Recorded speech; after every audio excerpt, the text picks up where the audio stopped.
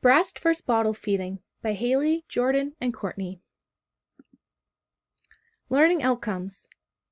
A general overview of the breastfeeding anatomy, what formula is, indicators and contraindications of both breast and bottle feeding, trends and issues regarding breast and bottle feeding, benefits and drawbacks of breast and bottle feeding, and key nursing roles in the choosing of how parents will choose to feed. So these are the pre-readings that you can complete before watching this presentation. So the breastfeeding overview. So to start off this presentation, I'm going to give some background information on the anatomy behind and a general overview on breastfeeding. Milk production begins with the mammary glands in the second and or third trimester of pregnancy, and lactation only starts after the birth of the baby in the placenta due to the drop in estrogen levels. In the picture to the right, you can see there's a basic overview behind the breastfeeding anatomy. The first part of this picture, or the alveoli cells, are found inside the lobules of the breast, and when the muscles in the lobules contract, the milk then gets pushed through the milk ducts, through the nipple, into the baby's mouth. The areola is made up of glands which lubricate the outer structures of the breast, and it is important for the baby to have enough of the surrounding tissue to ensure that the mom doesn't end up with sore or cracked nipples. So the nibble should be placed near the back of the baby's mouth facing upwards. Some more facts about breastfeeding include the breast milk is made up of carbs, proteins, and fats, which are all optimal for the growth and development of babies. As well, if a woman is choosing to breastfeed, it should begin as soon as possible after birth. Breastfeeding is recommended to continue until the baby is at least a year old. However, longer after that is a choice personal to the mom. So, bottle feeding overview. Bottle feeding, otherwise known as formula feeding, is an alternative way of feeding an infant and still providing them with the vitamins and nutrients they need to grow and develop. Iron formulated formula is an identical substitute to breast milk, having the same composition of minerals, vitamins, carbohydrates, amino acids, and proteins. There are 3 common types of formulas. First is the cow milk protein-based formula. This is the most popular choice. Next is the soy-based formula.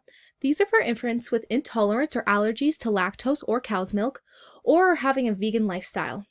Lastly, there's the protein hydrolysate formulas, which are for infants that cannot tolerate or digest cow's milk, or the soy-based formulas. Formulas can come in 3 different preparations: ready to use, powdered, or concentrate liquid formulas. Indicators. Breastfeeding can be chosen based on any personal preferences. However, some bigger reasons are the many benefits that come with breast milk and breastfeeding, and or a huge indicator would be if a family cannot afford the price of formula. Indicators for bottle feeding are a mother can't breastfeed due to medical reasons. Bottle feeding allows for more flexibility and scheduling of feedings to allow time for activities and work in everyday life. Cultural beliefs, personal preferences, negative previous experiences of breastfeeding, like unsuccessful attempts, can cause a lack of confidence and desire to do it again. Lack of sufficient supply of breast milk, and a situation where there is no access to breast milk, like adoption, surrogacy, or death. Trends and issues. Individuals make the decision to formula feed without getting the complete knowledge and understanding of the benefits of breastfeeding. Mothers are worried they won't have the same bond with a child with formula feeding. Increasingly, different types of formulas are getting created, like organic, reduced calorie, sensitive, and non-GMO, which may not give true health claims. Expressing of colostrum before the birth of the baby for harvesting. And there are some risks associated with this, like inducing labor, so it's advised to talk to your family physician prior. And 60% of mothers who want to breastfeed are unable to for as long as they desire. Contraindications. Some maternal contraindications for breastfeeding would be if the mom has an active or untreated tuberculosis, active herpes lesions on both breasts, leukemia, is HIV positive, is undergoing cancer therapy, or is a drug user with drugs such as cocaine or methamphetamines.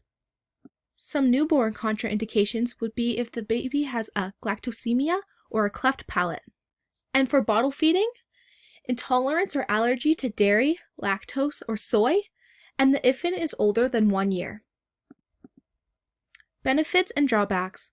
Some benefits of breastfeeding for the baby are that it helps prevent certain allergies, strengthens the immune system, protects against health conditions and sudden infant death syndrome, and is easily digested. Maternal benefits are that it increases bonding with the baby, it is cheaper than bottle feeding and more convenient, and it helps with uterine involution and reduces the risk of postpartum hemorrhage. Some breastfeeding drawbacks are the lack of comfort or embarrassment of breastfeeding in public, decreased family support, which takes a huge toll on the mom's ability to breastfeed effectively. It can be painful for some women, and it may not fit into the mom's lifestyle if she can't always be around the baby. Bottle feeding benefits. Formula includes some vitamins and nutrients breastfed babies need from supplements like vitamin D and iron. Once the bottle is prepared, a partner, family member, or caregiver can take turns with the feedings. A mother doesn't have to be conscious of her diet. Formula is less readily digested, so it makes feeding scheduling easier and keeps the baby fuller for longer. You're able to see exactly how much the baby is eating, and there is no leaking, discomfort, or sensitivity of the mother's breast for the duration of formula feeding. Bottle feeding drawbacks. There is no maternal antibodies. Buying formula adds up and is very expensive. The bottle needs to be prepared with each feeding. There is an increase in gas and constipation due to firmer stools. Formula cannot exactly mimic breast milk composition. The bottles need to be cleaned before each use. Mixed formulas last 48 hours or less depending on the product guidelines. And the water needs to be sterile or boiled to make sure it is fluoride free. Nursing role.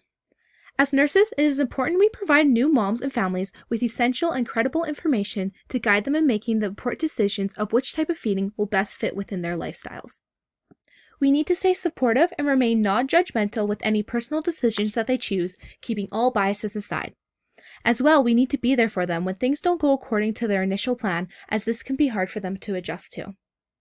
And lastly, we can help them by connecting them with different members of the healthcare team to get them the information and support they may need.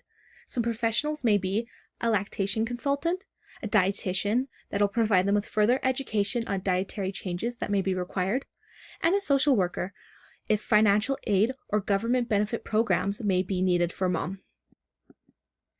You can now test your knowledge with clicking the link to play the Kahoot and reflect back on the presentation and the information given.